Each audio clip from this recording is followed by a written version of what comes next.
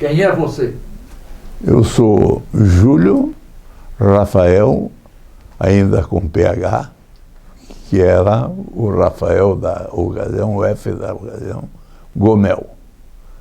Sou nascido em Curitiba, em 1931, no Alto da Glória, na Avenida João Gualberto, em cima da fronteira que passa na Fontana,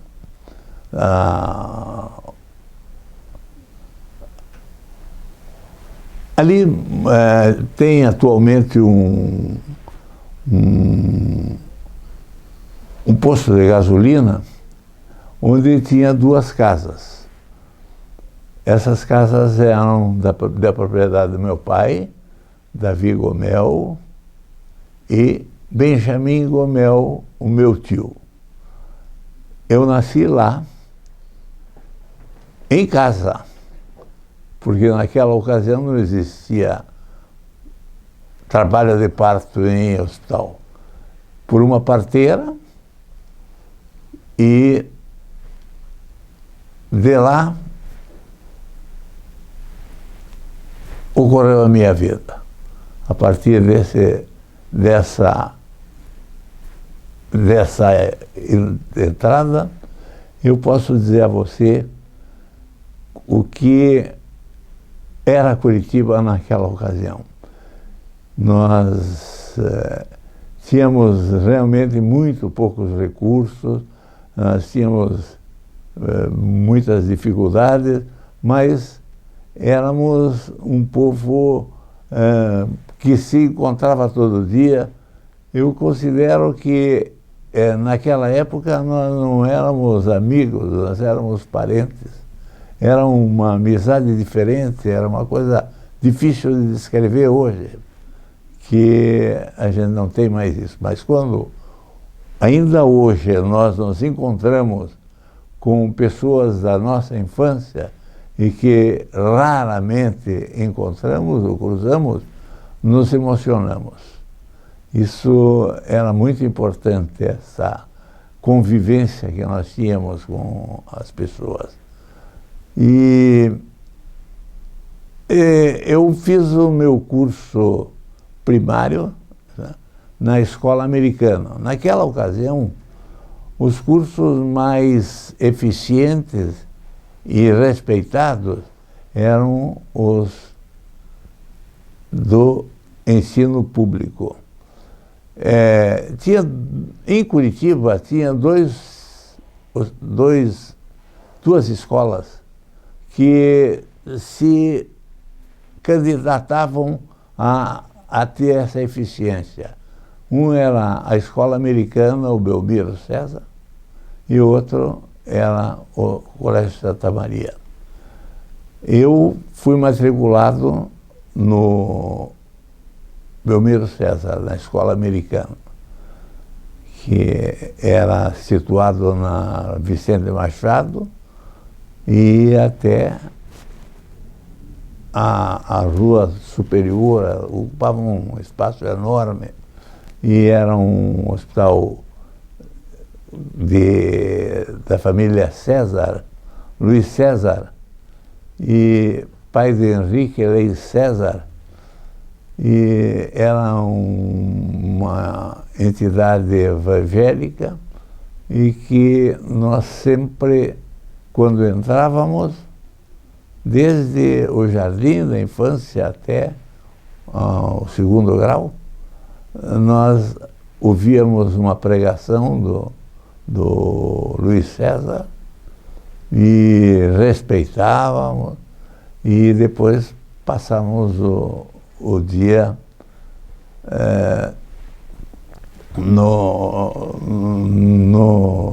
na escola. Bom, e terminado o horário de estudos, nós éramos apanhados pelo nosso pai, minha mãe, que era Linda Sol Ventura Gomel, O meu pai dificilmente tinha a oportunidade de fazê-lo porque ele trabalhava, ele era proprietário de uma loja de armarinhos, que na ocasião ele era chamado o rei do armarinho. Era uma época em que o armarinho era uma necessidade absoluta, porque se costurava em casa e não existia os recursos que hoje existem de evitar esse trabalho que era manual e dos próprios proprietários. O armarinho tem milhares de itens e o armarinho não tinha condição de ser estocado. Não haveria espaço suficiente para você considerar um estoque que abastecesse todas as necessidades do comércio. Então, o meu pai era um rei do armarinho, porque na época a grande produtora dos produtos dele era a Machine Cottons, que era uma instituição internacional, que depois vendeu para a Corrente e passou a ser da Corrente. E eles faziam o seguinte com o meu pai, eu me lembro disso, porque todos os dias, quando me levavam, eu passava pela loja e ficava vendo um cidadão que, dentro da loja, tomava nota de uma porção de coisas. E essa porção de coisas era o que tinha saído do dia e que era reposto no dia seguinte, e quando meu pai chegava lá, tinha reposição de todos os alimentos que haviam sido comercializados no dia anterior. E isso tornava possível que lá se encontrasse todos os itens necessários. E eu me lembro que isso aí me causava algum problema, porque os meus colegas de estudo ficavam irritados quando a mãe dizia: passe lá na Gomel para comprar isso.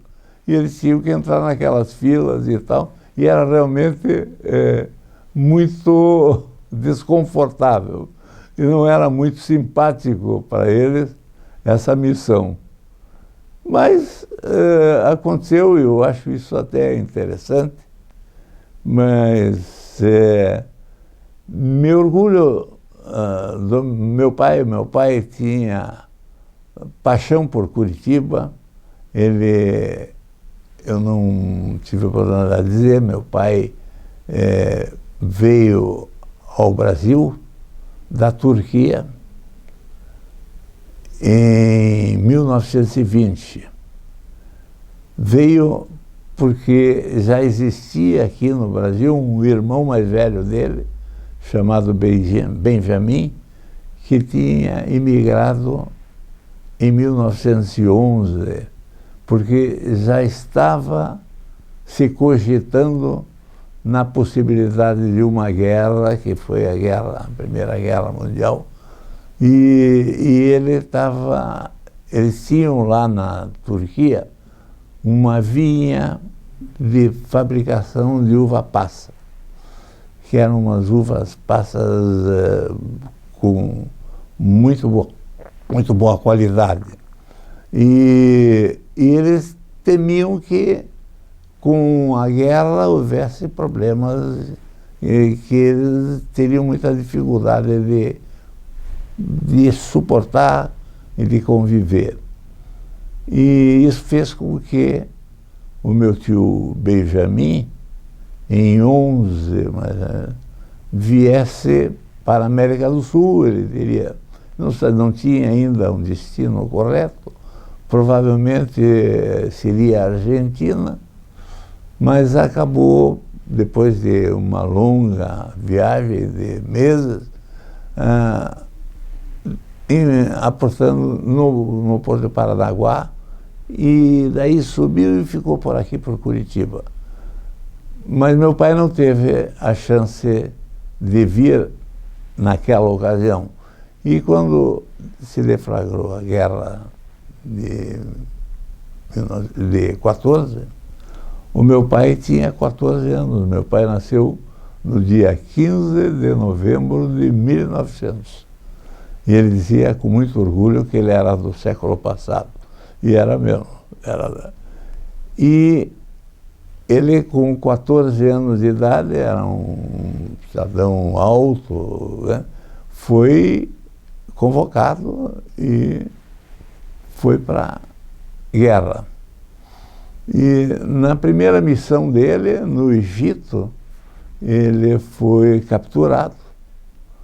E como ele tinha várias facilidades, ele falava o português.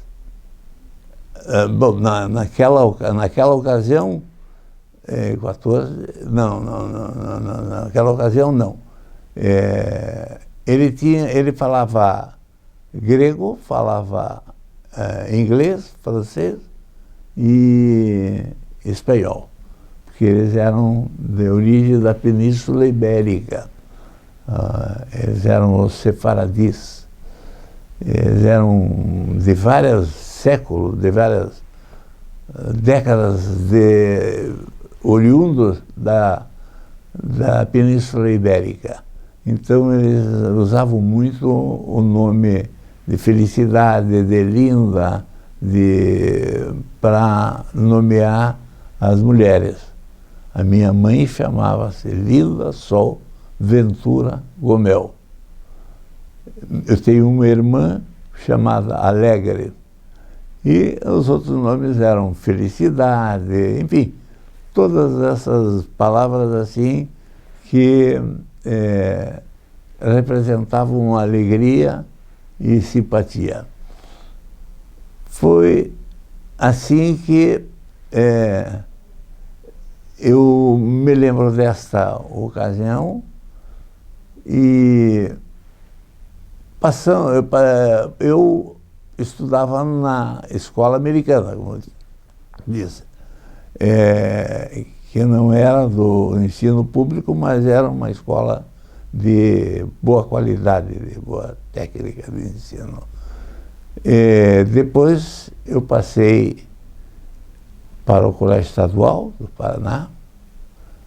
Do Colégio Estadual do Paraná, eu passei direto ao curso de Medicina, na Faculdade de Medicina do Paraná. Assim que terminou o meu segundo grau, eu passei a Faculdade de Medicina. E aqui eu estudei medicina, fui durante o curso, sem nunca ter participado de nenhuma atividade política, sendo eleito presidente do Diretório Acadêmico Nilo Caro. Eu me assustei, me surpreendi, porque eu nunca tinha assistido uma assembleia, não tinha noção de política universitária, de nada, e fiquei muito assustado. E o Dr. Alice Reich, que era meu amigo e que eu tinha encontrado no Rio de Janeiro, e feito uma amizade especial, ele tinha muita experiência nisto e me ajudou. Me colocou em condições. Naquela ocasião, todas as faculdades eram num local só. Era a faculdade na praça da atual, que albergava todos os ensinos profissionais, farmácia, odontologia, medicina, direito, e nós nos reuníamos cedo aqui na avenida, ali na Guaracá, na avenida, e subíamos juntos, todos, para o mesmo destino, onde nós éramos então distribuídos. Foi uma ocasião em que eu tive amigos de todas as faculdades e nós éramos muito ligados. E depois foram se dissociando, umas a farmácia e odontologia separadas, e depois direito, e isso acabou. A medicina ainda foi uma das últimas que continuou naquele local. Assim, durante o curso de medicina, sucederam coisas muito interessantes. Nós tínhamos muito envolvimento com os outros colegas de outras faculdades e aprendíamos coisas genéricas, coisas que nos ajudavam no exercício da nossa atividade.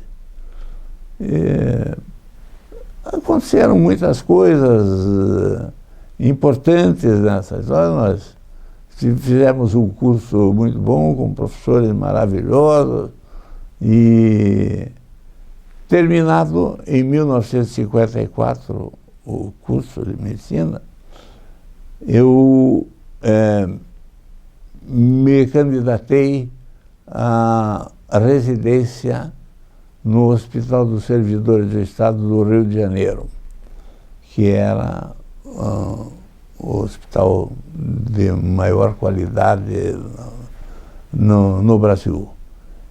Tinha uma biblioteca, que era uma biblioteca completa, ocasião em que não existia nenhuma outra forma de aprender do que você ir até a biblioteca, porque você não podia, eles não emprestavam livros e não existia xerox, não existia. Então, todos os que desejavam almejar algum cargo de importância no ensino, tinham que passar praticamente a vida estudando nessa faculdade. E eu fui admitido no Hospital dos Servidores do Estado e passei lá os 3 anos convivendo com esse pessoal que vivia lá, estudando e trabalhando bastante, e com uma formação, eram os melhores chefes, eram chefes especializados em todas as especialidades. Era um ensino de muita qualidade e muito importante, muito interessante. Era procurado por todos os alunos do exterior, das cidades do Nordeste, enfim, tinha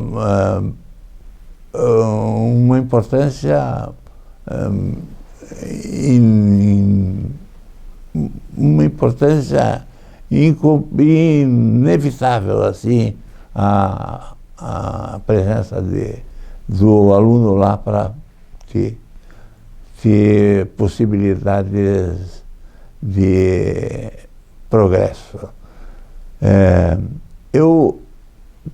Tem cenas interessantes lá. Eu era residente do terceiro ano de residência, e era o único urólogo na ocasião. E um vice-presidente da República e diretor do Ministério do Trabalho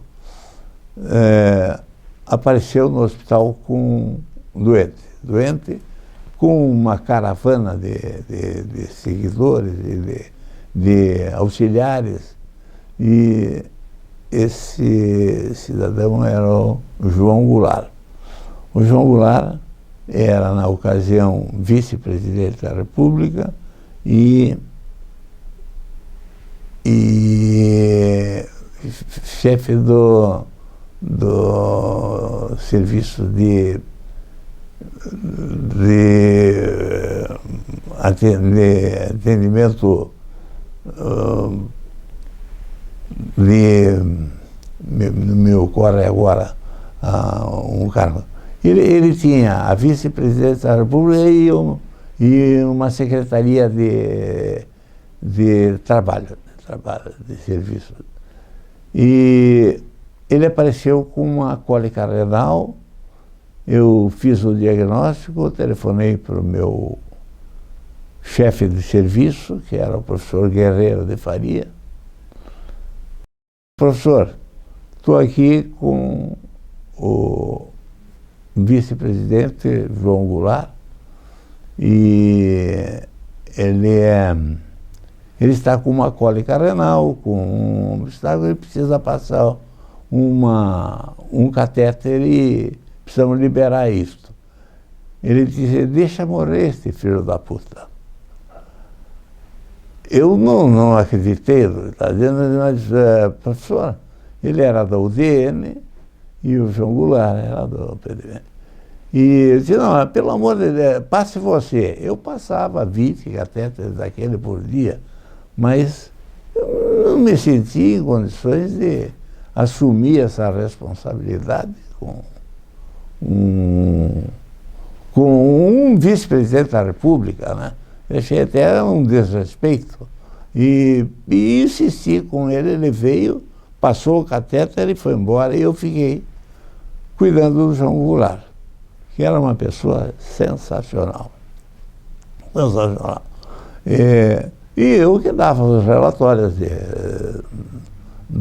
ele ficou uns 14 ou 15 dias internado e perguntou para mim, fez amizade comigo, e toda a entourage, todos os auxiliares dele passaram a me conhecer, porque eu é que dava o relatório das circunstâncias do tratamento. E eu acabei ficando famoso nessa hora. E me surpreendo com o João Goulart me perguntou como é que estava a minha situação. Disse: também, eu estou no terceiro ano da residência, eu termino, era em abril de 1957, eu termino no fim do ano, vou a Curitiba, abro meu consultório e com a minha especialidade já consagrada, e eu vou passar a exercer a minha função. Disse: mas não seria bom um emprego? Disse: mas emprego sim, seria bom, mas eu aguardo a oportunidade de me submeter a um exame, alguma coisa qualquer para isso. E me surpreendi, ele saiu de lá, agradeceu, e eu recebo um telegrama que eu tenho até hoje, que vinha aquelas tiras em cima, que dizia exatamente: empresário doutor Júlio Gomel. Tenho a honra de comunicá-lo que, atendendo o meu pedido, o presidente Juscelino Kubitschek nomeou médico X, L, não sei o que, médico do SANDU, Serviço de Assistência Médica Domiciliar de Urgência, Serviço Federal, e que era presidido pelo Dr. Laranja, que era um gaúcho, que tinha sido meu conhecido nesse período de atendimento, vamos lá. E eu fui até o Dr. Laranja e disse a ele, olha, eu fiquei muito feliz com a nomeação, mas eu não tenho a menor possibilidade de trabalhar, porque eu passo o dia inteiro no hospital, não tenho raros momentos de folga ele disse, não, escolha o posto que o senhor quiser, escolha o que o senhor quer. E me surgiu uma possibilidade de eu consagrar os domingos para o atendimento do SANDU.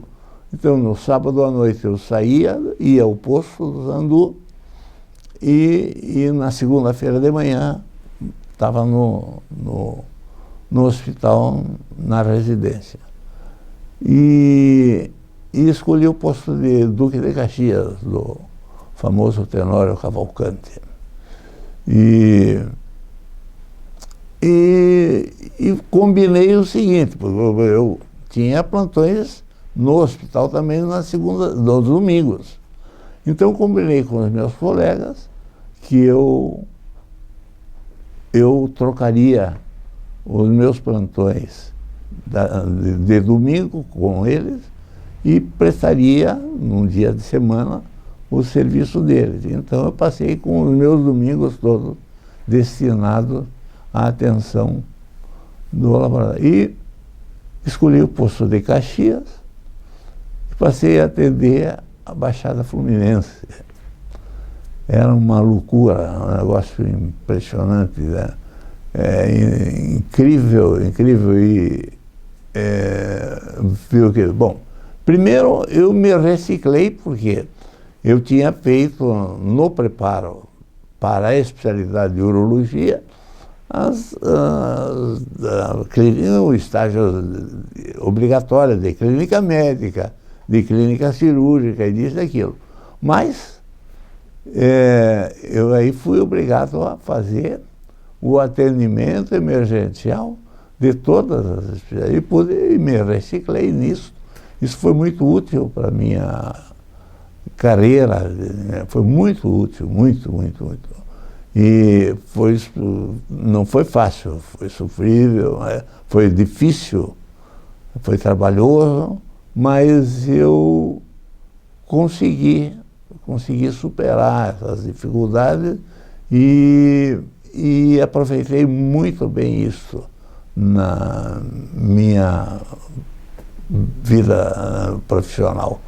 Eu tinha condições de atender o SANDU, por exemplo, que você fazia partos na ambulância, você ia a locais onde não existia possibilidade, tudo, você tinha que ter uma UTI. Naquela ocasião, a UTI era muito pouco, você tinha medicamentos para ocasiões de urgência, né? E a tua capacidade de levá-lo, quando necessário, para um hospital próximo e atender. Foi útil esse período e como muitas coisas que acontecem numa circunstância como essa, uma me chamou muita atenção. Eu fui atender uma criança em um local de difícil acesso, com ambulância, com difícil acesso, onde estava na mesma família um velório e um festejo de aniversário, além do paciente que eu fui atender. Isso é uma coisa que chama atenção, mas era inevitável acontecer. As famílias não tinham nenhuma noção de pré-concepção, nenhuma condições, e tinham um filho por ano. Então eram famílias que tinham dificuldade no tratamento dessas crianças, e aconteciam coisas parecidas com essa, que me chamou a atenção com certa frequência. Nós tínhamos coisas incríveis assim, que passavam por nós. A gente percebia que essas famílias viviam em locais de mata, em que eles comiam o que plantavam e os bichos que eles criavam, mas eles não tinham condição de revender os excessos, porque não tinha como transportá-los. E era muito difícil a situação deles. E eles também tinham uma limitação essa enorme. Em casos de urgência, chamar e a gente ir, às vezes, fora do prazo de utilidade, de necessidade. E mesmo a gente tinha dificuldade de transportar, às vezes, casos muito urgentes para hospitais que tivessem a mínima condição de atendê-los. Foi uma época bastante sofrida da minha carreira, mas que aconteceu, né? Agora, eu gostaria de falar um pouquinho sobre a nossa Curitiba, a nossa cidade, o que aconteceu em relação à minha participação. Nós tínhamos amigos que tinham cuidados assim especiais com, por exemplo, o Lar O Bom Caminho. Há 40 anos, mais ou menos 30 anos que eu participo disto. Era um grupo de médicos que atendiam pessoas carentes, que não tinham possibilidade de qualquer recurso que não fosse esse. E isso me entusiasmou e eu passei a exercitar boa parte do meu tempo nessa missão. O Lar Bom Caminho, na ocasião, atendia jovens que tinham famílias que não tinham condições de mantê-los. E eles não eram marginais nem nada, mas simplesmente eram pessoas que o pai trabalhava, a mãe trabalhava e as crianças eram criadas sem alguma orientação. E nós atendíamos crianças desse tipo, só do sexo masculino, e tínhamos um tenente só quando eu cheguei, quando eu me incluí na direção disso, que era muito bem intencionado, mas sem competência nenhuma de fazer realizações assim.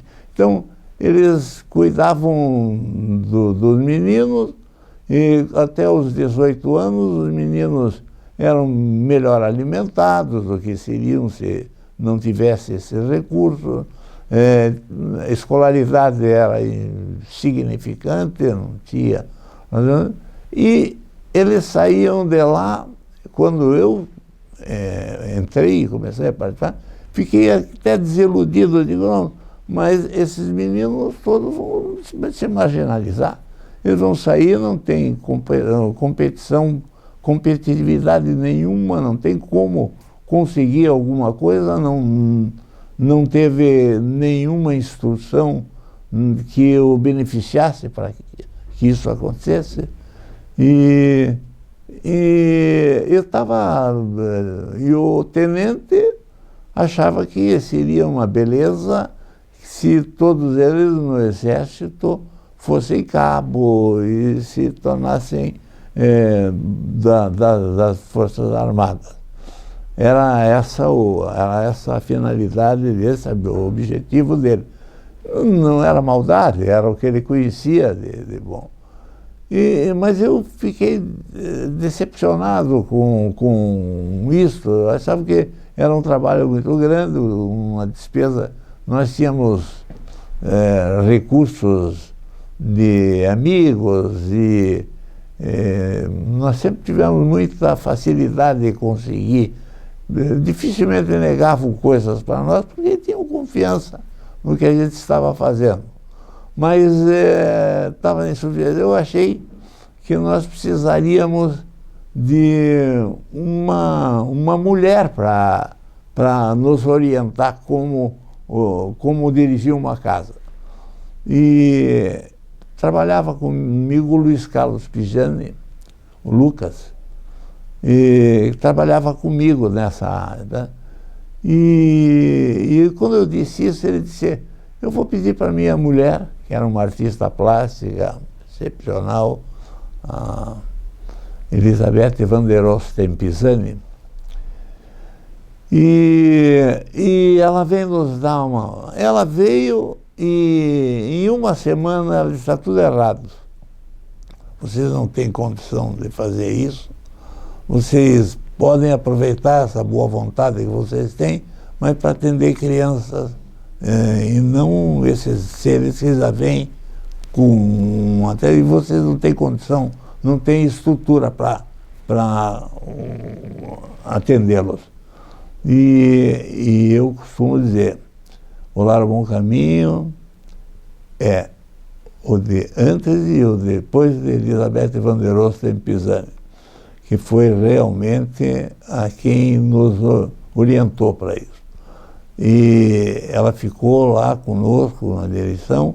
Nós primeiro fizemos uma alteração, tivemos que dispensar o tenente, dispensar todos. Fizemos primeiro uma atividade funcional, começamos a pedir auxílio para pessoas que pudessem atender crianças.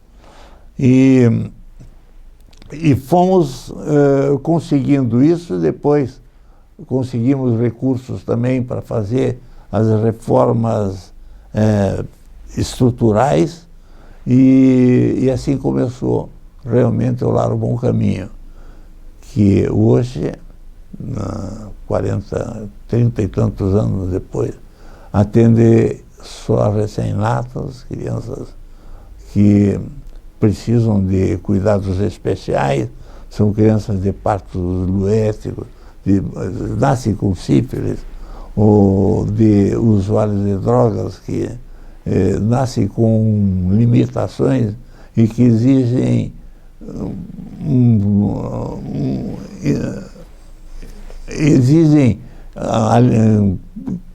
coisas alimentares e de todas as espécies medicamentosas. E nós temos hoje 23 funcionárias, entre elas psicólogas infantil e assistente social.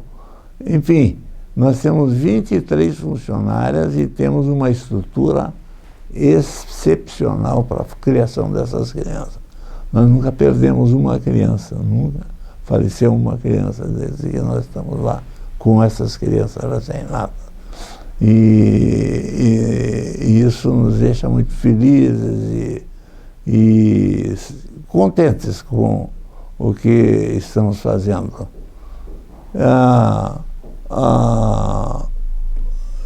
Para que isso faça, nós apelamos para uma série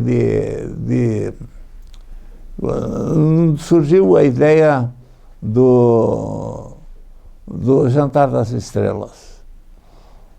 Foi, o primeiro que surgiu, nós fizemos com a adesão de muitos cozinheiros, o Malu, inclusive, era um cozinheiro famoso, e outros de lá do Clube do Curitibano, da Toca.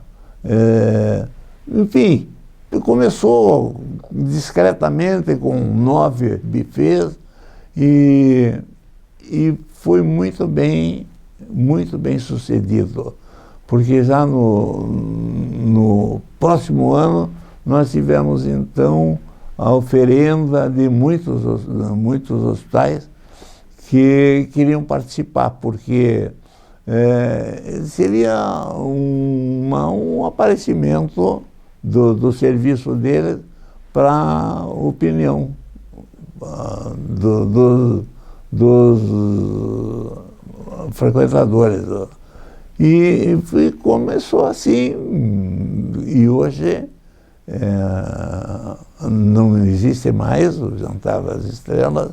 Nós já oferecemos para o Clube Curitibano, porque o 17º Jantar das Estrelas, em razão das dificuldades financeiras que o Brasil vem enfrentando, seria R$90 o ingresso. Uma família com 4, seriam R$400 de ingresso, né? Mais 400 de despesa, são R$800. Não conseguimos vender 1/3 das mesas. E tivemos um prejuízo danado, porque tivemos que fazer aquilo e achamos que não seria mais possível realizar aquilo, não tinha condições.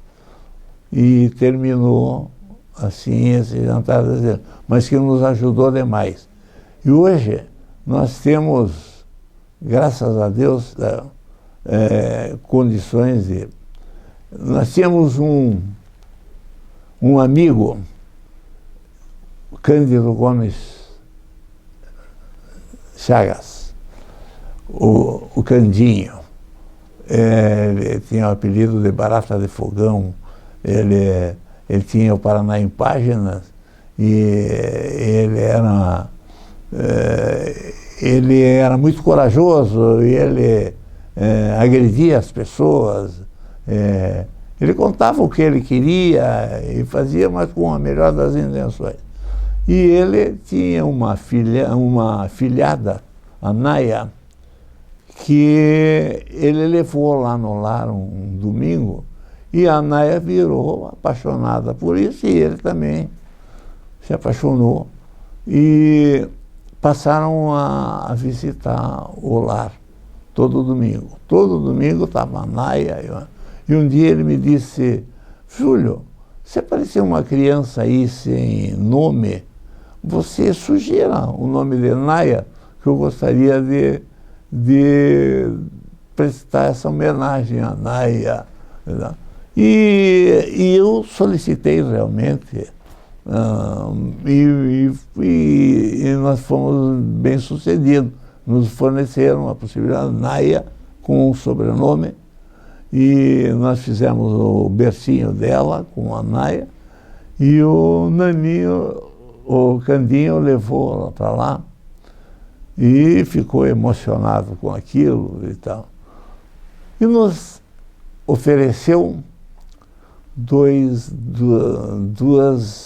investimentos no Banco Itaú. 2 investimentos bem importantes. E esses investimentos deveriam ficar no serviço de com o tempo, tendo a valorização. Ficaram aplicados esses investimentos. Aplicados. E nós soubemos disso, ele não disse para ninguém, nós soubemos disso depois e estranhamos que quando veio a notícia da doação lá do Candinho, foram 14 mil reais na conta tal, da Banco Itaú, no nome. Aí o nosso diretor jurídico foi e viu a certidão da aplicação do Candinho, que era de 1 milhão e poucos de investimentos e aplicados. E depois nós soubemos pelo testamenteiro que ele realmente não tinha especificado isso, porque eles estavam calculando os valores de juros e outras coisas que são necessárias para que eles possam divulgar isso. E acabou acontecendo isso. Levou uns 4 anos, mais ou menos, que aqueles investimentos estavam sendo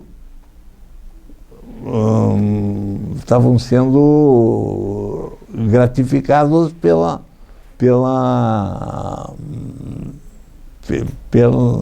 aplicação, né? E isso aconteceu, nós já recebemos a metade disto, que nos deu condições, nós temos uma despesa muito grande para atender nossas funcionárias, são 23 funcionárias e tal. Mas agora nós temos condição definitiva de sucesso sem dificuldade nenhuma. Nós estamos muito bem, graças a Deus, temos umas funcionárias maravilhosas, é uma verdadeira família aquela lá. As funcionárias são apaixonadas pelo que fazem e constituem uma família. Bom, eu gostaria de agora comentar alguma coisa a respeito da minha atividade profissional. Eu acho que a medicina é inseparável do social. O médico não pode de forma alguma se separar da atividade social que ele tem. Ele tem a obrigação de atender as pessoas que têm ou não têm recursos, que necessitam, e o médico não pode se negar a essa missão. É indispensável isso. Eu sempre tive isso como uma coisa natural. Por quê? Porque quando eu atendi no Rio de Janeiro a Baixada Fluminense, eu tive contato com isso, com o que é necessário, com o que esse povo precisa, que a gente funcione e que os ajude. Isso é indispensável, não tem. Então, na minha profissão, aqui mesmo,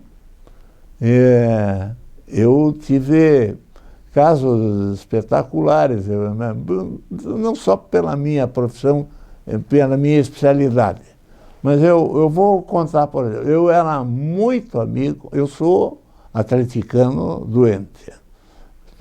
Esse é um detalhezinho que tem muito o que ver com o que eu vou contar a você. E tinha um grande amigo meu, que era o Egas, o meu querido amigo China, o Evangelino da Costa Neves, presidente do clube, do Clube Curitiba Futebol Clube. Eu sou atleticano doente.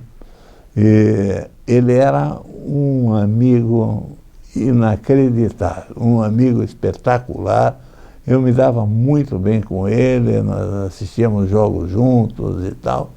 E ele tinha uma empresa de mudanças e me atendeu quando mudei de apartamento da residência para um apartamento, e ele foi lá com o serviço dele e guardou todas as minhas os armários e os equipamentos que eu iria usar mais tarde. Sempre obriga, mas assim com um carinho, uma beleza. E com ele aconteceu uma coisa muito interessante. Ele tem uma churrascaria aqui no São José, que tinha a Costela da Fumaça, uma coisa assim, que era frequentada, todo mundo frequentava. Era às segundas-feiras, se não me engano, ou sábado, não me lembro. E eu notei uma vez que eu fui lá que tinha um grupo mais ou menos situado, olhando para mim e dando risada.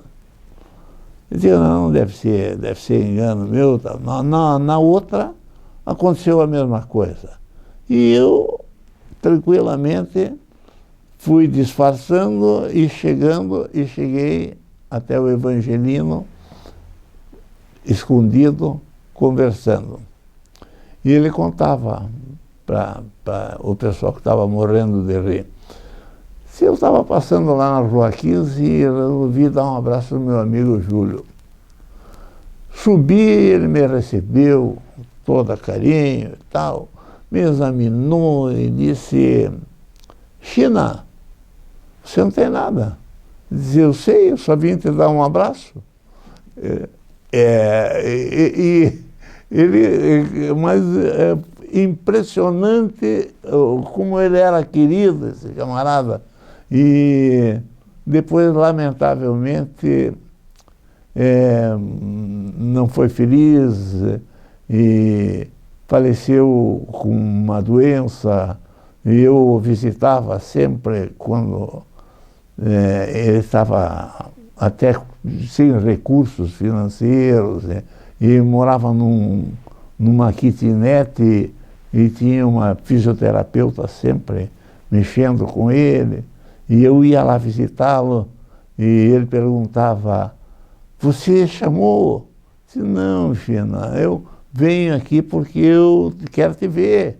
Eu quero dizer, não pergunte mais isso para ela. Ela nem me conhece, não sabe quem eu sou, nem nada. Não. Só assim, e foi assim que eu convivi com o China, que era uma figura maravilhosa, e essa cena é muito engraçada. E isso me chamou a atenção e me fez. E naquela época, como eu já disse, nós éramos de uma cidade bem menor, né? E nós tínhamos uma convivência com um número maior de pessoas. Hoje você dificilmente encontra os seus conhecidos, né? Com 2 milhões de habitantes. Hoje você encontra em velórios, em outras circunstâncias assim, uma porção de pessoas que você até nem lembra de onde você conhece, mas... E eu tenho muitos amigos e graças a Deus, Deus me deu esse privilégio, sabe, de ter a capacidade de continuar com esses amigos. Eu não tenho inimigo, tem gente que eu não conheço. Mas inimigo eu não tenho. Pelo menos eu não considero ninguém meu inimigo. Considero pessoas que eu não conheço, que eu não cumprimento, nunca. Bom, eu gostaria de falar da minha família. Eu casei tarde, casei com 34 anos. Já tinham perdido a esperança. Esse cara não vai casar, mas não vai. E eu fui com os amigos a Porto Alegre, onde eu conheci a minha esposa. Ela é gaúcha, e nós casamos em 1965, tivemos 2 filhos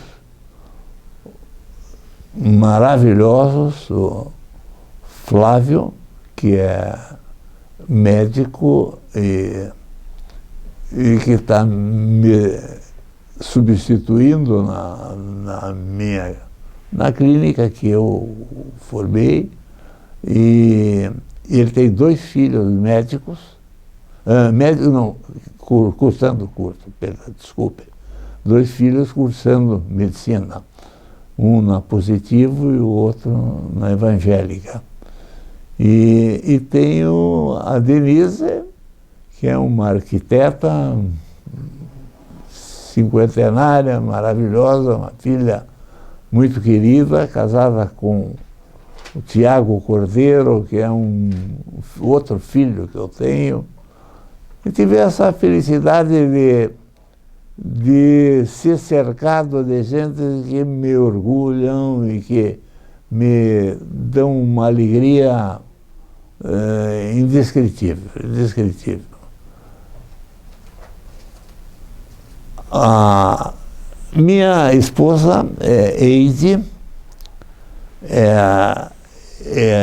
eu a conheci, ela é socióloga, era uma moça muito bonita e foi uma boa companheira, que lamentavelmente não está bem de saúde e que atualmente ela depende de cuidados de terceiros que nós temos, e nós, os filhos e tal.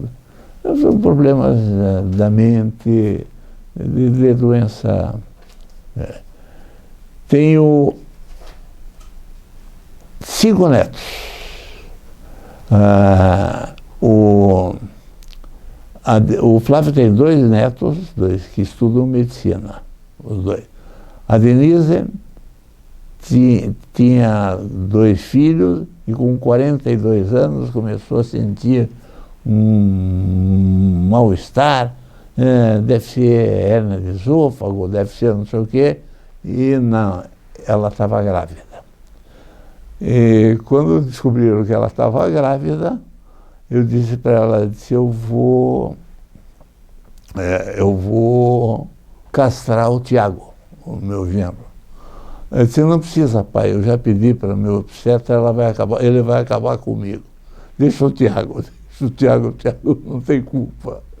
Então, o Tiago Cordeiro é meu genro, que eu considero um filho, uma maravilha, uma alegria ter um ente querido como ele na família. E o neto mais novo é o Davi, esse que ia causar o castramento do Tiago, que foi salvo pela Denise. E essa é a minha família. Essa é a minha família. Eu tenho 5 netos maravilhosos. Do Flávio, 2. O Bruno e o Bernardo. Os 2 estudando medicina. E a Denise tem o Vitor, de 17 anos, tem a Helena, que está no exterior, estudando. A Denise esteve agora com ela lá, está estudando em Tel Aviv. E que deve vir agora de férias um pouco, mas nós temos conversado com ela pela internet. É uma menina maravilhosa que está fazendo um curso de especialização lá.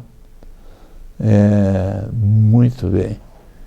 E o mais novo, que é o Davi, que é este. O Davi é um gênio, sim, é um guri querido, que é capaz de coisas inacreditáveis, sabe? Ele desenha muito bem, mas muito bem, com um talento que eu chamei a atenção. Né? Você segure isso, guarde isso. E ele está sendo cada vez mais eficiente nisso. E outro dia me mostraram um quadro que ele fez. Ele, o pai, a mãe, mas com o aspecto assim deles, coisas que fazem lembrá-los. E lá em cima, num quadrinho, a Helena. Ele fez o desenho deles, ele, com o pai, com a mãe, com o irmão mais velho, e lá em cima a Helena num quadrinho. Porque ele vê a Helena quando eles falam com ela. Eu acho espetaculares, eu nem marcar, eles estão preservando isso. Vai ser eu tenho uma coleção interessante. Vai ser interessante isso.